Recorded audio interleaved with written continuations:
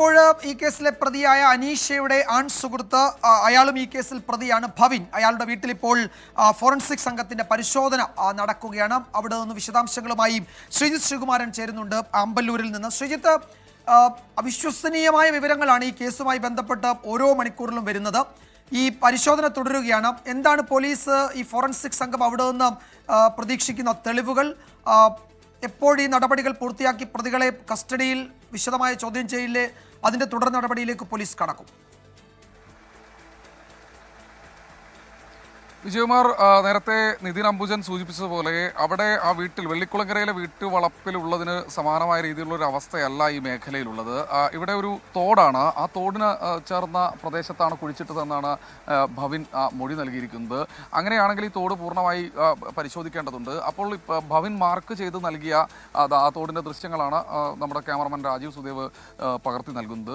ഈ തോട്ടിലാണ് ഇത്തരത്തിൽ തോടിനോട് ചേർന്ന പ്രദേശം, അത് മാർക്ക് ചെയ്തു. അല്പസമയം മുൻപ് നമ്മൾ അതിൻ്റെ ദൃശ്യങ്ങളടക്കം നൽകിയിരുന്നു. എന്തായാലും ഈ തോടിനോട് ചേർന്ന ആ പ്രദേശത്ത് കുഴിച്ചിട്ടു എന്ന മൊഴിയാണ് ഭവിൻ നൽകിയിരിക്കുന്നത്.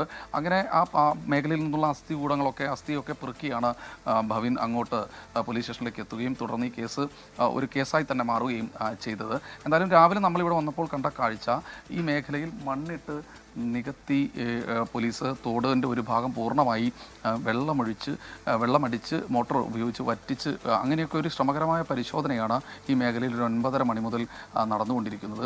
ഫോറൻസിക് സംഘത്തിന് ചില ചെറിയ തെളിവുകൾ ഇവിടെ നിന്ന് ലഭിച്ചു എന്ന് പറയുന്നുണ്ട്, ചില അസ്ഥി കഷ്ണങ്ങൾ ലഭിച്ചു എന്ന് പറയുന്നുണ്ട്. പക്ഷേ അക്കാര്യത്തെക്കുറിച്ചൊരു സ്ഥിരീകരണം ഇതുവരെ ആയിട്ടില്ല. എന്തായാലും പരിശോധനകൾ ഇപ്പോഴും ഏതാണ്ട് ഒരു 3.5 മണിക്കൂർ നേരമായി തുടരുകയാണ്. അന്വേഷണ ഉദ്യോഗസ്ഥരും ഫോറൻസിക് സംഘാംഗങ്ങളും എല്ലാവരും തന്നെ ഇവിടെ ഈ മേഖലയിൽ തുടരുന്ന ഒരു കാഴ്ചയാണ് കാണുന്നത്. എന്തായാലും ഭവിനെ ഇവിടേക്ക് കൊണ്ടുവന്നിരുന്നു. ചില കാര്യങ്ങൾ കൂടി ചോദിച്ചറിയാനുണ്ട് എന്നാണ് പോലീസ് പറഞ്ഞത്. പക്ഷേ ഇപ്പോൾ മാധ്യമങ്ങളും അതുപോലെ തന്നെ കൂടുതൽ ആളുകളും ഒക്കെ ഉള്ളതിനാൽ സ്വാഭാവികമായി അത് വേണ്ട എന്ന് പറഞ്ഞ് പോലീസ് ഈ മേഖലയിൽ നിന്ന് ഭവിനെ കൊണ്ട് തിരിച്ച് പോയിട്ടുണ്ട്. ഫോറൻസിക് പരിശോധന എന്തായാലും ഈ മേഖലയിൽ നടക്കുന്ന കാഴ്ചയാണ് കാണുന്നത്. എന്തെങ്കിലും തെളിവുകൾ ലഭിച്ചോ എന്നതിനെക്കുറിച്ചുള്ളൊരു വ്യക്തമായ വിശദീകരണം ഇനി ലഭിക്കേണ്ടതുണ്ട്. ഇതുവരെ അത്തരത്തിൽ ഒരു പൂർണ്ണമായി പോലീസ് പുറത്ത് അത്തരത്തിൽ ഒരു കാര്യത്തെക്കുറിച്ച് പറയാൻ പോലീസ് ഇതുവരെ തയ്യാറായിട്ടില്ല. എന്തായാലും ഭവിനെ ഒരു തവണ കൂടി ഈ മേഖലയിലേക്ക് കൊണ്ടുവരുമെന്ന് പ്രതീക്ഷിക്കുന്നുണ്ട്. പക്ഷേ അപ്പോൾ മാധ്യമങ്ങളുടെ ഒക്കെ ഒരു വലിയ സാന്നിധ്യമൊന്നും വേണ്ട എന്ന് പോലീസ് അറിയിച്ചിട്ടുണ്ട്. കേസിൽ എന്തായാലും നിർണായകമായ വിവരങ്ങൾ, അത് ശാസ്ത്രീയമായ മൊഴികൾ മാത്രമേ ഉള്ളൂ. അത് ശാസ്ത്രീയ തെളിവുകളുടെ അടിസ്ഥാനത്തിൽ കേസ് കൃത്യമായി കോടതിയിൽ എത്തി അത് വിജയിപ്പിക്കണമെങ്കിൽ പോലീസിന് അത് ആവശ്യമാണ്. അതിനുവേണ്ട നടപടികളിലേക്കാണ് പോലീസ് കടന്നിരിക്കുന്നത്.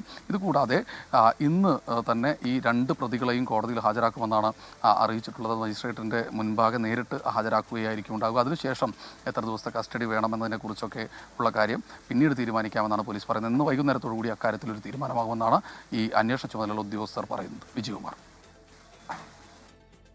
ശ്രീജിത്ത്, ഈ പ്രതികൾക്ക് മറ്റാരുടെയും സഹായമൊന്നും ലഭിച്ചിട്ടില്ല. ഇവരിപ്പോൾ ഇതിൽ ഏറ്റവും അവിശ്വസനീയമെന്ന് നമുക്ക് തോന്നുന്നത്, ഇവർ ആശുപത്രി ഡോക്ടേഴ്സിൻ്റെ സേവനമൊന്നും ഈ പ്രസവ സമയത്ത് തേടിയിട്ടില്ല എന്നത് ഉൾപ്പെടെയുള്ള കാര്യങ്ങളുണ്ട്. അപ്പോൾ ഇതിൽ മറ്റാരുടെയും സഹായമൊന്നും ഈ കൃത്യത്തിന് പ്രതികൾക്ക് ലഭിച്ചിട്ടില്ലെന്ന് പോലീസ് ഉറപ്പിക്കുന്നുണ്ടോ, അതോ ആ വഴിക്കും അന്വേഷണം നടക്കുന്നുണ്ടോ?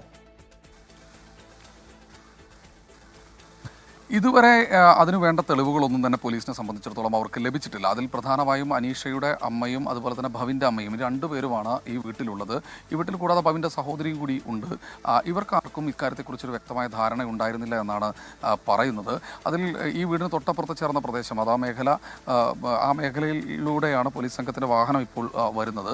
എന്നാലും ഈ ഭവിൻ, ഈ അനീഷ, ഈ മൃതദേഹം, 2ാമത്തെ മൃതദേഹം, നവജാത ശിശുവിൻ്റെ മൃതദേഹം ഇങ്ങോട്ട് വന്നത് തൊട്ടപ്പുറത്തെ ഏതാണ്ട് 500 മീറ്റർ അപ്പുറത്തുള്ള ഒരു വഴിയിൽ വെച്ച് അത് വാങ്ങി തിരിച്ച് വീട്ടിൽ കൊണ്ടുപോയി എന്ന ഒരു മൊഴിയാണ് നൽകിയിട്ടുള്ളത്. പ്രതി ഭവിൻ ഈ വാഹനത്തിലുണ്ട് എന്നാണ് മനസ്സിലാക്കുന്നത്. ഭവിനെയും കൊണ്ട് അന്വേഷണ സംഘം ചില തെളിവെടുപ്പുകൾ കൂടി പൂർത്തീകരിക്കേണ്ടതുണ്ട് എന്ന് പറയുന്നു. എന്തായാലും പോലീസിനെ സംബന്ധിച്ചിടത്തോളം അവരുടെ അവസാനവട്ട തെളിവെടുപ്പാണ് നടക്കുന്നത്. പ്രതി ചില ഭാഗങ്ങൾ കൂടി കാണിച്ചു കൊടുക്കണമെന്നാണ് പോലീസ് പറയുന്നത്. എന്തായാലും പോലീസിനെ സംബന്ധിച്ചിടത്തോളം ആ മേഖലയിലേക്ക് മാധ്യമപ്രവർത്തകർ വേണ്ടതില്ല എന്നാണ് പോലീസ് പറയുന്നത്. അവരുടെ അന്വേഷണത്തിൻ്റെ ഭാഗം കൂടിയാണത്. ഇന്നലെ പൂർണ്ണമായി ഈ മേഖലയിൽ കൊണ്ടുവന്ന് ചില ഭാഗങ്ങളൊക്കെ കാണിച്ചു കൊടുത്തിരുന്നു. വീടിൻ്റെ പല മേഖലകളിൽ ഏതൊക്കെ മേഖലകളിൽ നിന്ന് ഇത്തരത്തിൽ ഈ കുഴിയെടുത്തു അല്ലെങ്കിൽ എങ്ങനെയാണ് അത് നടത്തിയതെന്നതിനെക്കുറിച്ചൊക്കെ കാണിച്ചു കൊടുത്തിരുന്നു.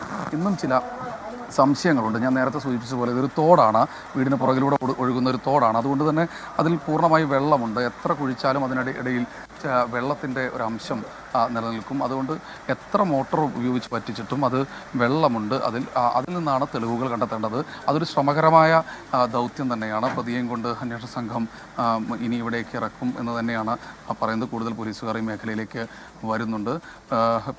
പ്രതിയിൽ നിന്ന് ചില വിവരങ്ങൾ കൂടി ലഭിക്കേണ്ടതുണ്ട് എന്നാണ് പറയുന്നത്. അന്വേഷണ ഉദ്യോഗസ്ഥരെല്ലാവരും തന്നെ ഇവിടെ തയ്യാറായി നിൽക്കുന്ന ഒരു കാഴ്ചയാണ് കാണുന്നത്.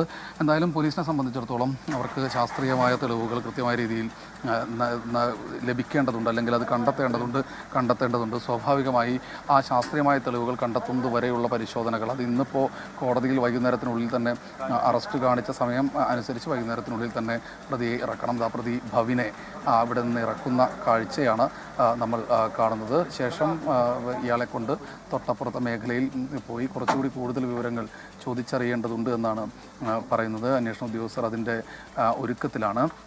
എന്തായാലും ഒരു കൺഫെഷൻ അല്ലെങ്കിൽ ഒരു കുറ്റസമ്മതം നടത്തിയ ആൾ തന്നെയാണ് ഭവിൻ. എന്തിനാണ് ഇത്തരത്തിൽ ഈ അസ്ഥികൂടങ്ങൾ പൂർണ്ണമായി ഇവിടേക്ക് കൊണ്ടുവന്നതെന്ന ചോദ്യം ഉണ്ടായിരുന്നു, അല്ലെങ്കിൽ പോലീസിൻ്റെ ഭാഗത്തുനിന്നുണ്ടായിരുന്നു. അപ്പോൾ പറഞ്ഞത് അനീഷ കുറച്ചു കാലമായി തന്നെ ബന്ധപ്പെടുന്നില്ല, അല്ലെങ്കിൽ തന്നോട് സംസാരിക്കുന്നില്ല.